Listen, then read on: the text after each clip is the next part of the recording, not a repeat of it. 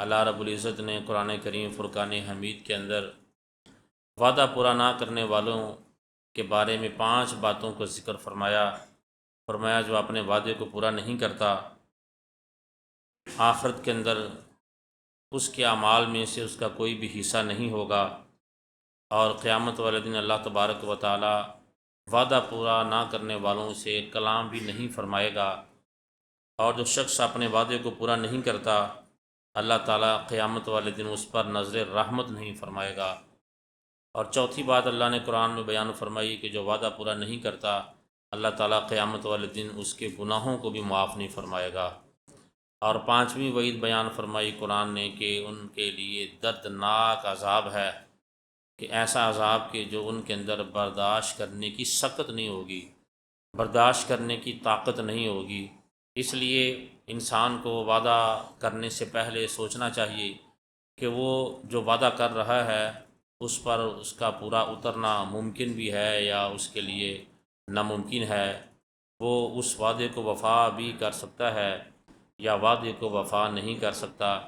انسان کام کرنے سے پہلے، عہد کرنے سے پہلے، وعدہ کرنے سے پہلے وہ غور و فکر کرے اور سوچے۔ اور وعدہ یہ نہیں ہے کہ اگر کوئی مجھ سے کسی چیز کا مطالبہ کر رہا ہے یا میں نے کسی کی اماؤنٹ رقم دینی ہے تو میں اسے کہوں کہ میں تم سے وعدہ کرتا ہوں کہ یہ میں تمہیں فلاں دن کو دے دوں گا۔ لفظ وعدہ کا ذکر کرنا اپنے الفاظ میں یہ ضروری نہیں ہے کہ اگر میں یہ کہوں گا جی میں آپ سے پرومس کر رہا ہوں، آپ سے وعدہ کر رہا ہوں، تو پھر ہی وعدہ ہے۔ ویسے ہی جو ہم لین دین کر رہے ہیں کسی سے، کسی کی کوئی چیز دینی تو میں کہتا ہوں آپ شام کو آ جائیں، تو یہ جو میں اسے کہہ رہا ہوں کہ آپ شام کو آ جائیں یہ وعدہ ہے۔ اس کو یہ کہنے کی ضرورت پیش نہیں آنی چاہیے کہ آپ پکا وعدہ کریں، آپ وعدہ کریں، وعدہ کر رہے ہیں آپ۔ ان جملوں کو دہرانے کی، ریپیٹ کرنے کی ضرورت ہی نہیں ہے۔ جب مسلمان بات کر رہا کسی سے کہ میں یہ چیز آپ کو شام میں لوٹا دوں گا، تمہارا قرض دے دوں گا، تمہاری چیز تمہیں دے دوں گا شام کو، تو وہ دینے کی جو بات کر رہا ہے وہ وعدہ ہی اسے کر رہا ہے۔ وہ وعدہ نہیں ہے کہ جس کے اندر وہ لفظ وعدہ ذکر کرے جی میں آپ سے وعدہ کر رہا ہوں، میں آپ سے پکا وعدہ کر رہا ہوں۔ ہائی صاحب آپ نے پہلے بڑے وعدے کیے ہیں، چھڈے جی آپ نے بہت پہلے وعدے کیے ہیں، آپ پہلے بہت وعدے کرتے رہے۔ لفظ وعدہ کا ذکر کرنا یہ ضروری نہیں ہے۔ اگر کسی نے لفظ وعدہ نہیں بھی ذکر کیا تو پھر بھی وہ وعدہ ہی ہے، اور اگر وہ اس کے اوپر پورا نہیں اترتا تو پھر وہ گناہ گار ہے۔ اور اگر اس کا وعدہ کرتے ہوئے، لین دین کرتے ہوئے، اس کو ٹائم دیتے ہوئے پہلے سے اس کی نیت ہے کہ میں اس کو ٹرکا رہا ہوں، میں نے شام کو اس کو پیسے پوسے کوئی نہیں دینے، ویسے اس کو ٹرکا رہا ہوں، تو اگر اس کے دل کے اندر یہ ارادہ ہے تو اس نے 2 گناہ کیے ہیں۔ ایک تو یہ کہ اس نے جھوٹ بولا ہے کہ میں تمہیں شام کو دوں گا، جبکہ اس کے دل میں اس کو شام کو ادائیگی کا اس کا ذہن ہی نہیں ہے، اس کے دل میں ہے ہی نہیں کہ میں نے شام کو اس کو پیسے دینے ہیں، میں نے اس کی جو چیز لی ہے واپس کرنی شام کو، تو گویا کہ اس نے جھوٹ بولا ہے۔ اور دوسرا اس کا ذہن پہلے سے ہی نہیں ہے کہ میں نے اسے کچھ دینا ہے، پہلے سے ذہن بنایا کہ میں نے اسے کچھ بھی نہیں دینا، میں ٹرکا رہا ہوں اس کو، تو دوسرا اس نے وعدہ خلافی کی ہے۔ تو 2 جرم، 2 گناہ کیے ہیں۔ اور نبی پاک صاحب اللہ صلی اللہ تعالیٰ علیہ وسلم نے جھوٹ کی بھی بڑی مذمت بیان فرمائی ہے۔ انسان جھوٹ بولتا ہے اس کے منہ سے ایسی بدبو نکلتی ہے کہ رحمت کا فرشتہ 40 میل دور مسافت پر چلا جاتا ہے، اتنی دور فرشتہ چلا جاتا ہے رحمت کا۔ جس فرشتے نے جس کے ذریعے سے اللہ تعالیٰ نے ہمیں نماز میں سکون میسر کرنا ہے، ہمارے دل کو قرار آنا ہے، دل کو سکون آنا، فرشتوں کی ڈیوٹیاں ہیں ہر کام کی، کس فرشتے نے کیا کرنا ہے، کس فرشتے نے کیا کرنا ہے۔ تو وہ رحمت کا فرشتہ جس نے ہمارے مسائل حل کرنے ہیں، جس نے ہماری پریشانی دور کرنی ہے، ہمارے دل کو قرار دینا ہے، وہ ہمارے ایک بار جھوٹ بولنے سے 40 میل کی مسافت پہ چلا جاتا ہے، 40 میل دور چلا جاتا ہے۔ یعنی یہ نبی پاک صلی اللہ علیہ وسلم نے مذمت بیان فرمائی کتنی، کہ جھوٹ بولنے والے سے اللہ کی رحمت کا فرشتہ دور ہوتا ہے تو اللہ کی رحمت کتنی دور ہوتی ہوگی۔ جب ایک فرشتہ جو ہے وہ جھوٹے بندے سے اتنا دور ہو جاتا ہے، ناراض ہوتا ہے اس سے، تو اللہ تبارک و تعالیٰ کتنا اس بندے سے ناراض ہوتا ہوگا، کتنا اللہ تعالیٰ کے قہر کو وہ بندہ دعوت دے رہا ہے۔ اسی طرح لین دین کے اندر کوئی درزی ہے تو وہ کپڑے اس نے دینے سلائی کر کے، تو وہ کہتا ہے آپ 2 دن بعد آپ کو مل جائیں گے، جب اس کا یہ ذہن ہوتا ہے کہ 2 دن بعد کا ٹائم لوں گا تو چلو 1 آدھ دن جو ہے وہ مزید میں اسے لے لوں گا، ایک دو دن اور ان سے لے لوں گا۔ اب جب وہ ٹائم دے رہا ہے 2 دن کا اور اس کا اپنا ذہن ہے کہ میں نے 4 دن بعد دینے کپڑے اس کو، تو وہ جھوٹ بول رہا ہے اس کے ساتھ۔ وہ ایسی بات اس کو کہہ رہا ہے کہ جو اس نے کرنی نہیں ہے۔ 2 دن کا کہہ رہا ہے لیکن 3 دن کا بھی اس کے ذہن میں اور 2.5 دن کا بھی، اور پھر بھی وہ جھوٹ بول رہا ہے۔ ایک جھوٹ کا اس کو گناہ ہے اور دوسرا وعدہ خلافی کا اس کو گناہ ہے۔ تو اس لیے جب بھی ہم اپنی زندگی کے اندر کسی طرح کا بھی لین دین کر رہے ہیں، وہ چھوٹی لیول پہ کر رہے ہیں، بڑے لیول پہ کر رہے ہیں، تو ہم اس کے اندر سچ بولیں گے، وعدہ پورا کریں گے، تو اس کے سبب سے اللہ تبارک و تعالی ہمارے رزق میں برکت پیدا کرے گا۔ بندے کے دل کو قرار آتا ہے۔ وعدہ پورا کرنے کا سب سے بڑا فائدہ یہ ہے کہ اللہ تعالیٰ وعدہ وفا کرنے والے کو اپنا محبوب بنا لیتا ہے۔ بندہ اللہ کا محبوب بن جاتا ہے، اللہ کا دوست بن جاتا ہے۔ اور معاشرے کے اندر اگر وہ کاروبار کر رہا ہے، وہ تاجر ہے، تو معاشرے کے اندر، سماج کے اندر جن کے ساتھ وہ لین دین کر رہا ہے، ان کے اندر اس کا وقار زیادہ بڑھتا ہے، اس کی عزت بڑھتی ہے۔ کبھی فلاں بندہ ہے، اس سے آپ نے لین دین کرنا، وہ بندہ بات کا کھرا ہے، بات کا پکا ہے، 2 نمبر بات نہیں کرتا، جو وہ کہے گا وہی ہوگا۔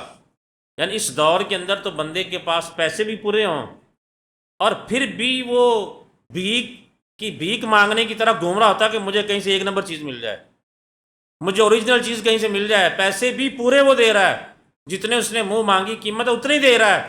پھر بھی جو ہے وہ تلاش کر رہا ہے، وہ کوشش کر رہا ہے کہ کوئی بندہ ایسا مجھے مل جائے کہ پیسے پورے لے کر بھی مجھے چیز صحیح دے دے، پیسے پورے لے کر بھی مجھے 1 نمبر چیز دے دے، 1 نمبر کے پیسے، منہ مانگی قیمت ہے، پھر بھی مجھے سودا صحیح مل جائے۔ آپ کسی بھی دکان پہ چلے جائیں، کوئی فروٹ والا ہے، کوئی کرانے سٹور والا ہے، کوئی کیسا بھی شخص ہے، آپ اس کی منہ مانگی بھی قیمت دے رہے ہیں، پھر بھی دیسی گھی آپ کسی سے کہیں آپ نے لینا ہے تو آپ اس کی منہ مانگی قیمت دیں، دودھ والے کو آپ منہ مانگی قیمت دے رہے ہیں، لیکن اس کا مزاج ایسا بنا ہوا ہے کہ جب تک وہ کچھ نہ کچھ اس میں حرام شامل نہیں کرے گا اس کو چین نہیں آتا، اس کو قرار ہی نہیں آنا، اس کو جب تک وہ اس کے اندر کچھ نہ کچھ حرام نہ ڈالے گا، کچھ نہ کچھ ملاوٹ نہیں کرے گا۔ منہ مانگی قیمت لے کر بھی انسان کسی کو سودا صحیح نہیں دے رہا تو وہ کس قدر اللہ کے قہر کو دعوت دے رہا ہے، اللہ کے غضب کو دعوت دے رہا ہے کہ جو کچھ وہ منہ مانگ رہا ہے، جو لین دین ہو گیا ہے، طے ہو گیا ہے، سودا بن گیا ہے، بات ہوگی، اس کے باوجود وہ اس کے اندر 2 نمبری کرتا ہے، تو وہ اس بندے کو دھوکہ نہیں دے رہا، وہ اصل میں اپنے آپ کو ہی دھوکہ دے رہا ہے۔ وہ اپنی قبر جو ہے وہ پہلے ہی اندھیری، اس کو مزید اندھیری کر رہا ہے، وہ اپنی آخرت جو ہے وہ داؤ کے اوپر لگا رہا ہے، وہ اپنی آخرت جو ہے وہ تباہ کر رہا ہے۔ اور آپ اپنے معاشرے میں، اپنے خاندان میں، اپنی فیملی میں، تاجروں میں آپ دیکھیں، جو بندہ سچ بولتا ہے اللہ پاک اس کی روزی میں برکت پیدا فرما دیتا ہے، اس کی روزی برکت ہوتی ہے۔ وہ تھوڑا سا بھی کمائے گا تو اللہ تعالیٰ اس کے اندر اتنی برکت پیدا کرے گا کہ اس کے دل کو بھی قرار آئے گا، اس کے گھر والوں کو بھی سکون ملے گا، اس کے بچے بھی سکون میں رہیں گے، زمینی آسمانی آفات و بلیات سے محفوظ رہیں گے، بے قراریوں سے محفوظ رہیں گے، الجھنوں سے محفوظ رہیں گے۔ اور بندے کی جہاں 20 دکانیں ہوں اور مال وافر آ رہا ہو، جا رہا ہو، لاکھوں آ رہے ہیں، کروڑوں آ رہے ہیں، جا رہے ہیں، لیکن اس کے دل کو قرار نہیں ہے، تو لاکھوں کروڑوں تو ادھر ہی رہ جانے ہیں اس کے۔ وہ ارب پتی بھی ہو لیکن اس کے دل کو سکون ہی نہیں ہے، اس کے دل کو چین ہی نہیں ہے، اس کے کبھی اس کے بچے اس کے نافرمان ہیں، کبھی جو ہے وہ اس کے رشتہ داروں کی طرف سے کوئی تکلیف آتی ہے، کبھی اہل محلہ کی طرف سے آتی ہے، کبھی دکانداروں کی طرف سے آتی ہے، کبھی دوستوں کی طرف، یعنی کسی نہ کسی طرف سے اس کا دل جو ہے وہ جلتا رہتا ہے۔ تو اس کے وہ اربوں روپے، کروڑوں روپے اس کے کس کام کے ہیں؟ اور کیا یہ اچھا ہو کہ وہ وعدے کو پورا کرے، وعدہ وفا کرے، ہمیشہ سچ بولے، اچھی طرح سے لین دین کرے، تو اللہ تبارک و تعالیٰ اس کے تھوڑے رزق میں برکت پیدا کرتا ہے، اس کی دنیا بھی سنورتی، اس کی آخرت بھی سنورتی ہے۔ جس بندے کو نماز دنیا میں فائدہ نہیں دے رہی، اس نے آخرت میں کیا فائدہ دینا ہے؟ جس نماز کے اندر دنیا کے اندر اس کو چین نہیں مل رہا، اس نے آخرت میں کیا چین دینا اس کو؟ جس نماز کو پڑھنے سے دنیا میں دل میں قرار نہیں آ رہا، دنیا میں اس کو لذت اور چاشنی نہیں آ رہی، تو آخرت میں کیا اس کو لذت اور چاشنی ملے گی؟ اس لیے اس کو غور و فکر کرنا چاہیے کہ میری نماز کے اندر جو لذت نہیں ہے، سکون نہیں ہے، آخر اس کی کیا وجہ ہے؟ اس کا کھانا پینا پاک ہے؟ کیا وہ کسی کے ساتھ وعدہ کر کے وعدہ خلافی تو نہیں کر رہا، جھوٹ تو نہیں بول رہا، کسی کا حق تو نہیں مار رہا، ماں باپ کا نافرمان تو نہیں ہے، والدین کے لیے اذیت کا باعث تو نہیں ہے؟ تاکہ وہ نماز بھی پڑھ رہا ہے، صدقات و خیرات بھی کر رہا ہے، سارا کچھ ہی کر رہا ہے، لیکن پھر بھی وہ بے قرار ہے، اس کے دل کے اندر چین نہیں ہے، سکون نہیں ہے، تو پھر وہ غور و فکر کرے کہ وہ کون سا ایسا عمل کر رہا ہے جس کے عمل کی وجہ سے اللہ تبارک و تعالیٰ نے اس کو روحانیت سے دور رکھا ہوا ہے، اور اس کا دل جو ہے وہ بے قراری کی زندگی بسر کر رہا ہے۔ نبی پاک صاحب اللہ صلی اللہ تعالیٰ علیہ وآلہ وسلم نے صلح حدیبیہ کے موقع پر معاہدہ کیا کافروں سے کہ جو مسلمان مکہ سے مدینہ شریف آئے گا اہل مدینہ اس کو واپس کریں گے، لیکن اگر کوئی مدینہ سے مکہ چلا جائے گا تو اہل مکہ سے واپس نہیں کریں گے۔ اب یہ معاہدے میں ظاہری طور پر جو ہے مغلوب ہو کر معاہدہ ہو رہا تھا، لیکن نبی پاک صلی اللہ علیہ وسلم نے معاہدہ کیا ان سے۔ حضرت ابو جندل رضی اللہ تعالیٰ عنہ، آپ وہ حدیبیہ کا مقام جہاں پر معاہدہ ہو رہا تھا، آپ 10 میل کا سفر، بیڑیاں ڈلی ہوئی تھی، آپ کو زخمی تھے، آپ 10 میل کا سفر بیڑیوں کے اندر کر کے حضور کے پاس گئے ہیں۔ عرض کی یا رسول اللہ صلی اللہ علیہ وسلم، مجھے انہوں نے بڑی اذیتیں دی ہیں، مجھے انہوں نے بڑا ستایا ہے، مجھے بڑا ہی تنگ کیا ہے، تو میں بڑی اذیتوں کو برداشت کر کے آپ کے پاس پناہ لینے کے لیے آیا ہوں، آپ کے پاس امن لینے کے لیے آیا ہوں، اس لیے مجھے آپ امن دیں، مجھے پناہ دیں، مجھے اپنی بارگاہ میں قبول فرمائیں۔ نبی پاک صلی اللہ علیہ وسلم نے وعدہ کیا تھا کہ اگر کوئی شخص آئے گا تو وہ واپس کیا جائے گا آپ کو، تو نبی پاک صلی اللہ علیہ وسلم نے فرمایا کہ میں ان سے وعدہ کر چکا ہوں، اس لیے حضور اکرم صلی اللہ علیہ وسلم غلام زخمی ہے، مسلمان ہے، وفادار ہے، بیڑیاں ڈلی ہوئی ہیں، زخموں سے چور چور ہے، لیکن نبی علیہ السلام نے کافروں سے کیا ہوا وعدہ وفا کیا ہے۔ آپ نے اس غلام کو اپنے پاس پناہ نہیں دی۔ حضرت ابو جندل رضی اللہ تعالیٰ عنہ کے والد محترم آ گئے، والد آئے اور والد نے آ کر کہا، پکڑ کے لے گئے ساتھ اپنے حضرت ابو جندل رضی اللہ تعالیٰ عنہ کو۔ والد نے کہا، دیکھا جن کا تو بن رہا تھا انہوں نے تمہیں قبول نہیں کیا، جن کے لیے تو اتنی مار کھا رہا تھا، اذیتیں برداشت کر رہا تھا، انہوں نے تمہیں اپنے پاس پناہ ہی نہیں دی۔ حضرت ابو جندل رضی اللہ تعالیٰ عنہ فرمانے لگے کہ اس طرح کی باتیں کرنے سے میرا ایمان کمزور نہیں ہوگا، مجھے حضور نے اگر کافروں کے وعدہ کی وجہ سے قبول نہیں کیا تو اس سے میرا ایمان اور پختہ ہو گیا ہے کہ میں اس محبوب کا دامن میں نے تھاما ہے جو اپنوں سے کیے ہوئے وعدے کیا کافروں سے کیے ہوئے وعدے بھی وفا کیا کرتا ہے۔ میں تو ایسے محبوب کے دامن سے لپٹا ہوا ہوں کہ جو غیروں کے وعدوں کی بھی اتنی پاسداری کرتا ہے، وہ اپنوں کے وعدوں کا کتنا خیال کرتا ہوگا، وہ اپنوں کو کتنا جو ہے وہ اپنے دامن میں جگہ دیتا ہوگا۔ اور نبی پاک صلی اللہ تعالیٰ علیہ وسلم نے یہ جو معاہدہ کیا تھا اس میں بہت ساری حکمتیں تھیں۔ نبی پاک صلی اللہ علیہ وسلم نے جو مدینہ شریف میں ان کو پناہ نہیں دی، اس میں ایک حکمت یہ تھی کہ صحابہ کرام اگر سارے مدینہ شریف میں آ جاتے تو باقی جو عرب کے علاقے تھے وہاں پر اسلام کیسے پہنچتا۔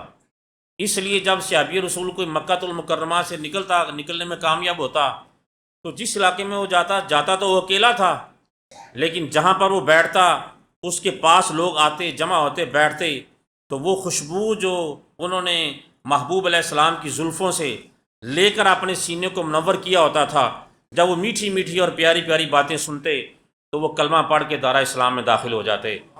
وہ صحابی رسول مکہ کو جب چھوڑتے تو اکیلے ہی چھوڑ کر جاتے،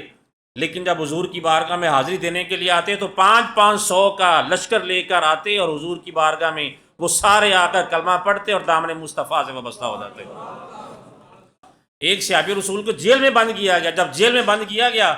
اور کچھ عرصہ وہاں پر رہے تو وہ وہاں کے جیلر اور سارے جو لوگ تھے انتظامیہ وہ تانگ آ گئی، وہ کہتی جی آیا تو اکیلا تھا، اب 200 بندہ اس کے ساتھ کلمہ پڑھ کے دارہ اسلام میں داخل ہو گیا۔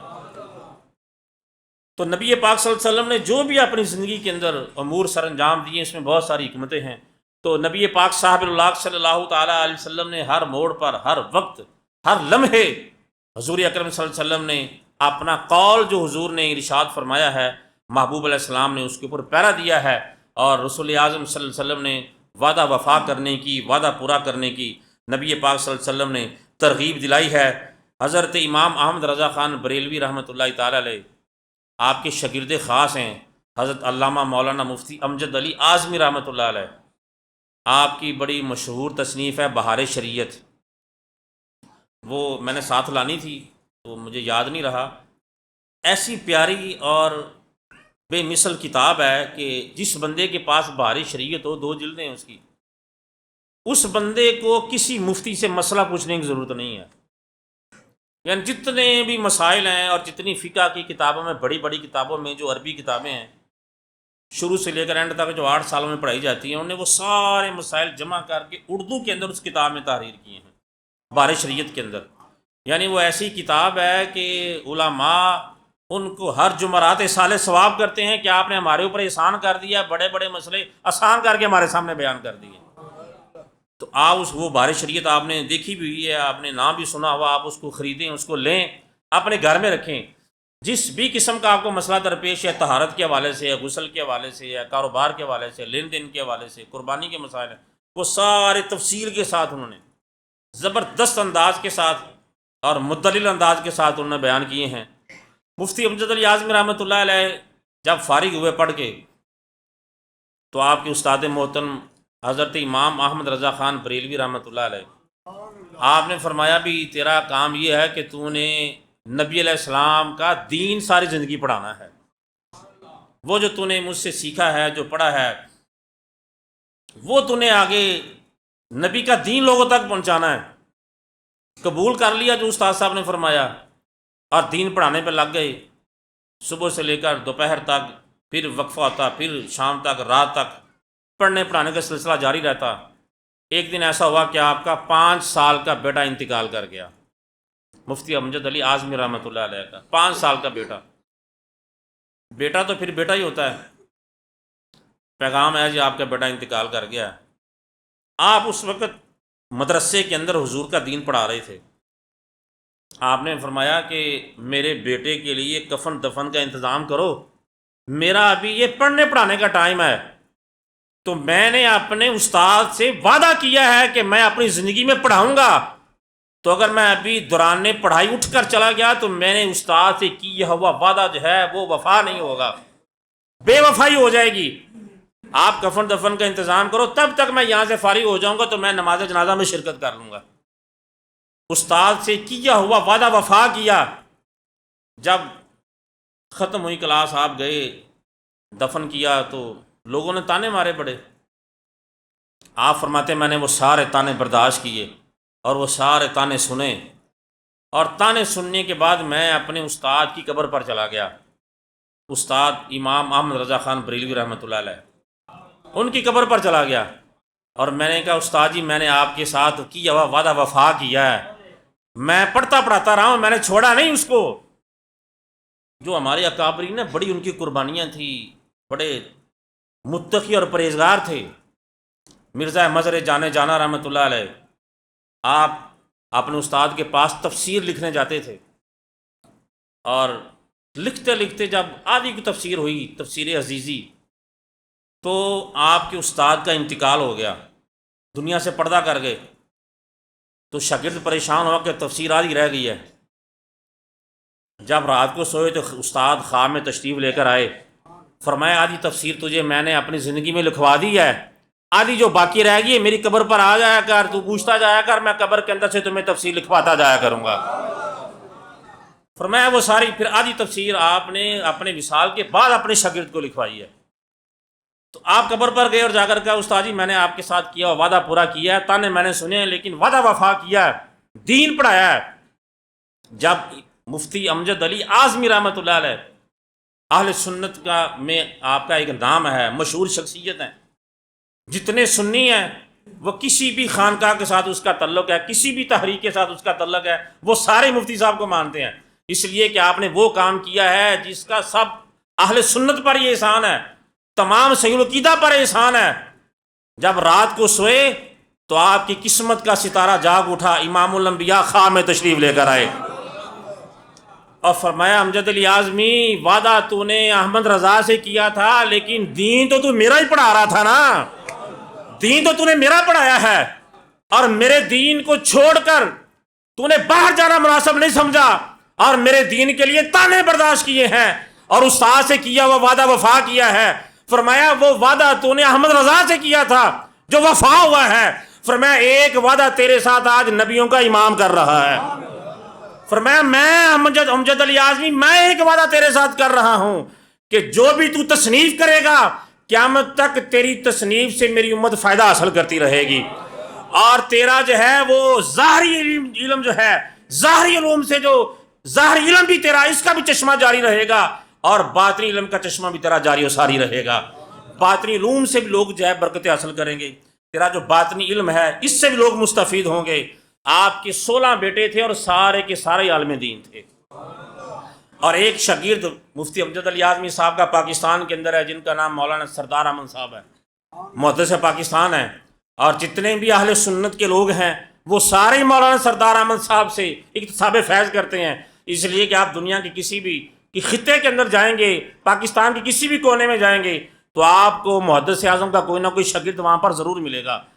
کوئی نہ کوئی ان سے پڑھنے والا، کوئی نہ کوئی ان سے اکتساب فیض کرنے والا وہاں پر ضرور ملے گا۔ اور آپ وہ محدث اعظم ہیں کہ جنہوں نے فیض احمد رضا کی روح سے لیا ہے اور مفتی امجد علی اعظمی سے فیض لیا ہے۔ جب لوگوں نے اختلاف کیا کہ داتا صاحب کی قبر ادھر ہے، کہ کوئی کہتا ادھر ہے، کوئی کہتا ادھر ہے، کوئی کہتا داتا صاحب تو ہے نہیں ادھر اور قبر کسی اور جگہ پر ہے، سنیوں نے ایسے ہی داتا کا مزار یہاں بنا رکھا ہے، تو آپ نے فرمایا پھر اعلان کرو اور مجمع کو جمع کرو، داتا صاحب کی قبر پر جا کر میں سلام کروں گا، اگر جواب آ گیا تو ماننا پڑے گا داتا علی زبیری کی قبر یہاں پر ہی ہے۔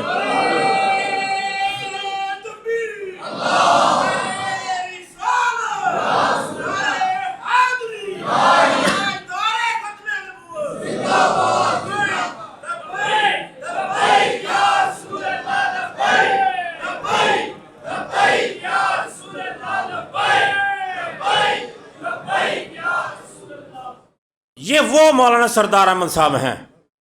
تو آپ کا فیضان جو ہے وہ آج تک جاری اور قیامت تک جاری رہے گا۔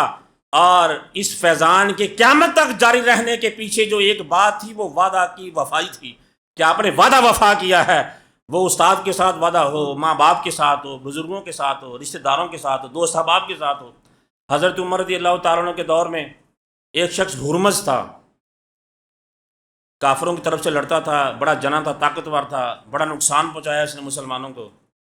بالآخر قید ہو گیا، گرفتار ہو گیا، لے کر حضرت عمر رضی اللہ تعالیٰ عنہ کی خدمت میں آئے کہ یہ ہرمز ہے جس نے بڑا نقصان پہنچایا۔ حضرت عمر رضی اللہ تعالیٰ عنہ نے فرمایا کہ جب قید تھا سامنے، فرمایا آپ نے حضرت عمر رضی اللہ عنہ نے سلام پیش کیا اس کو کہ بھی تو کلمہ پڑھ لے، مسلمان ہو جا، تو ہمارا بھائی، ہم تیرے بھائی ہیں، مسئلہ کیوں نہیں، ہم تیرے مال جان کی حفاظت کریں گے، تو مسلمان ہو جا۔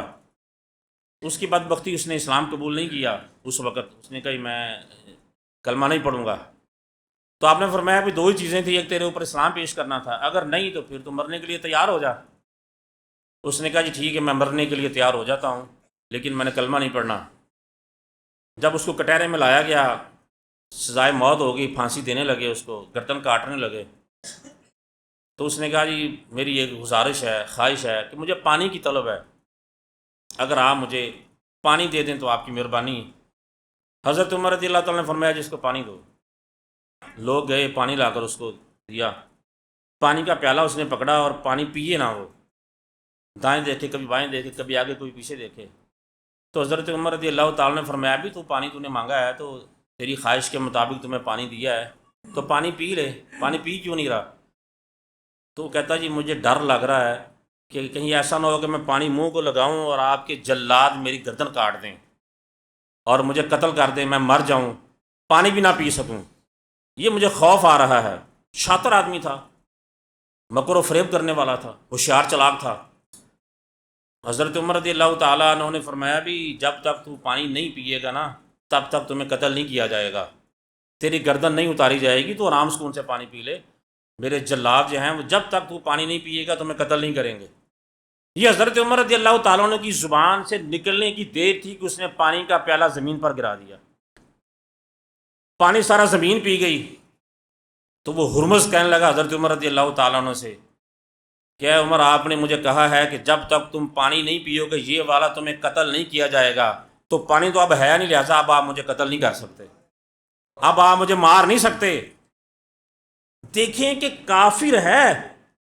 لیکن جانتا ہے کہ مسلمان کی شان یہ ہے کہ جو وعدہ کرتا ہے اس کو وفا کرتا ہے۔ کافر ہے لیکن جانتا ہے کہ مسلمان وہ ہے جس کی زبان سے، جس کے ہاتھ سے دوسرے مسلمان محفوظ ہیں۔ کافر ہے لیکن جانتا ہے کہ حضرت عمر کا رعب ہے، دبدبہ ہے، جلال ہے، سارا کچھ ہے،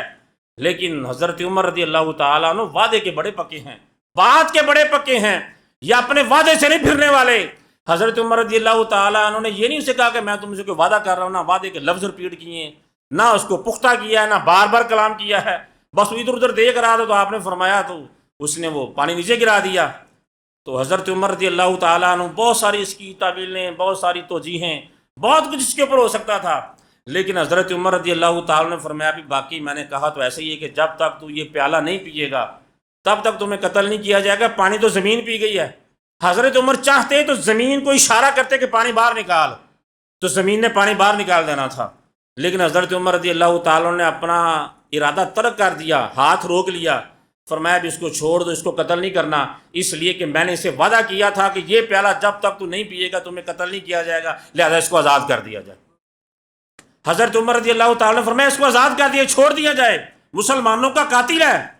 دلیر ہے، بہادر ہے، نہ ڈر ہے، مسلمانوں کو نقصان پہنچایا ہے۔ ساری باتیں ایک طرف ہیں لیکن وعدے کی پاسداری ایک طرف ہے۔ حضرت عمر رضی اللہ تعالیٰ عنہ جانتے تھے کہ جب کوئی نبی کی شریعت پر عمل کرتا ہے، شریعت سے وفاداری کرتا ہے، اس کے نتائج ہمیشہ اچھے ہی آتے ہیں۔ حضرت عمر رضی اللہ تعالیٰ نے فرمایا اس کو آزاد کر دو۔ جب اس کو آزاد کیا تو وہ ہرمز کہ جو اتنے مسلمانوں کا قاتل تھا، جب حضرت عمر نے آزاد کیا تو اس نے کہا کہ مجھے پتہ چل گیا ہے کہ محمد عربی کے جو غلام ہیں وہی کرتے ہیں جو وہ کہا کرتے ہیں، اس لیے آپ مجھے کلمہ پڑھائیں اور دارِ اسلام میں داخل کر لیں۔ اس نے کلمہ پڑھا اور دارِ اسلام میں داخل ہو گیا، حضور کے دامن سے وابستہ ہو گیا، حضور کے دین سے وابستہ ہو گیا۔ اس سے ایک بات ہمیں یہ بھی پتہ چلی کہ اگر کوئی بندہ وعدہ وفا کرتا ہے تو اس کے وعدہ وفا کرنے کی وجہ سے کافر بھی مسلمان ہو سکتا ہے، کافر بھی مسلمان ہو سکتا ہے۔ جب وعدہ وفا کرنے کی وجہ سے سینے سے کفر نکل سکتا ہے تو میری اولاد میری مطیع و فرما بردار کیوں نہیں ہو سکتی؟ میرے ماں تحت رہ کر کام کرنے والے میرے مطیع و فرما بردار کیوں نہیں ہو سکتے؟ جب کافر کے سینے سے کفر کی گندگی نکل سکتی ہے اور وعدہ کے وفا کرنے کی وجہ سے اس کا کفر ایمان کے اندر بدل سکتا ہے، اس کی تاریکی روشنی میں بدل سکتی ہے، تو بتاؤ جو میرے ساتھ تعلق رکھنے والے ہیں، وہ جو میرے بارے میں بدگمانیاں کرتے ہیں، ان کی بدگمانیاں حسن ظن میں کیوں نہیں بدل سکتی؟ اس لیے کہ سب سے پہلے میں نے اپنے آپ کو صاف کرنا ہے، سب سے پہلے میں نے وعدے کی پاسداری کرنی ہے، میں نے وعدے کو وفا کرنا ہے، میں نے وعدے کو پورا کرنا ہے۔ جب میں وعدے کو پورا کروں گا تو پھر جو میرے اہل و عیال ہیں، میرے متعلقین ہیں، میرے محبین ہیں، وہ سارے کے سارے وہ بھی وعدے کو وفا کریں گے، وہ بھی جو ہیں وہ وعدے کو پورا کریں گے۔ نبی پاک صلی اللہ تعالیٰ علیہ وسلم کے غلاموں، جو انسان وعدہ کرتا ہے اور پورا کرتا ہے، اللہ تبارک و تعالیٰ اس بندے کو مستجاب الدعوات بنا دیتا ہے۔ وہ بندہ جو بھی دعا کرتا ہے اللہ کی بارگاہ میں، اللہ تعالیٰ اس دعا کو قبول فرماتا ہے، اس دعا کو پورا کرتا ہے۔ ہم اس کے اوپر بڑا غور کرتے ہیں، سوچتے سمجھتے ہیں کہ اتنے عرصے سے میں یہ فلاں دعا مانگ رہا ہوں لیکن قبول نہیں ہو رہی۔ اس کے ساتھ ساتھ مجھے یہ بھی غور کرنا چاہیے کہ قبول کیوں نہیں ہو رہی؟ قرآن نے کون سے اسباب بیان کیے ہیں جن کی وجہ سے دعا قبول نہیں ہوتی، اور کون سے اسباب بیان کیے جن کی وجہ سے دعا قبول ہوتی ہے؟ اگر تو وہ اسباب میرے اندر پائے جا رہے ہیں جن کی وجہ سے دعا قبول نہیں ہوتی تو مجھے ان کو ترک کرنا چاہیے، اور وہ چیزیں اور وہ صفات اپنے اندر پیدا کرنی چاہیے جس کی وجہ سے دعا جو ہے وہ قبول ہوتی ہے۔ جو انسان وعدہ پورا کرنے والا ہے، وفاداری کرنے والا ہے، دنیا کے اندر بھی لوگ اس کو عزت کی نگاہ سے دیکھتے ہیں، غیر بھی اس کی تائید کرتے ہیں، غیر بھی اس کی تعریف کرتے ہیں، اس کا لین دین اس کے ساتھ نہیں بھی ہے، وہ اس کے ساتھ کسی وجہ سے رنجش رکھتا ہے، لیکن پھر بھی اس کی پشت پیچھے بات کرے گا، یار وہ ٹھیک ہے، میرے ساتھ اس کے معاملات جیسے بھی ہیں، بندہ ٹھیک ہے، بات صحیح کرتا ہے، جو وہ کہہ رہا ہے اس کے اوپر پورا اترے گا۔ ہم ذرا اپنے ماضی کو دیکھ لیں، اپنے قرب و جوار کے ماحول کو دیکھیں، جہاں ہم رہتے ہیں، جس معاشرے میں رہتے ہیں، جن کے ساتھ ہمارا آنا جانا ہے، جو ہمارے بیوی بچے ہیں، ہمارے بہن بھائی ہیں، رشتہ دار ہیں، دوست احباب ہیں، معاشرے قریب والے معاشرے کو دیکھیں کہ کس حد تک اور کتنے پرسنٹ ہم وعدے کو وفا کر رہے ہیں، کتنے ہم وعدے وفا کر رہے ہیں، وعدے کو پورا کر رہے ہیں، اور کس قدر ہم وعدے کے ساتھ بے وفائی کر رہے ہیں، وعدے کو پورا نہیں کر رہے۔ رب کائنات نے ارشاد فرمایا کہ وعدے کو پورا کرو، اس لیے کہ وعدے کے بارے میں قیامت والے دن سوال ہونا ہے۔ اللہ رب العزت کی پاک بلند بارگاہ میں دعا ہے خالق کائنات ہمیں وعدہ کرنے سے پہلے سوچنے کی اور وعدہ کرنے کے بعد پورا کرنے کی توفیق عطا فرمائے۔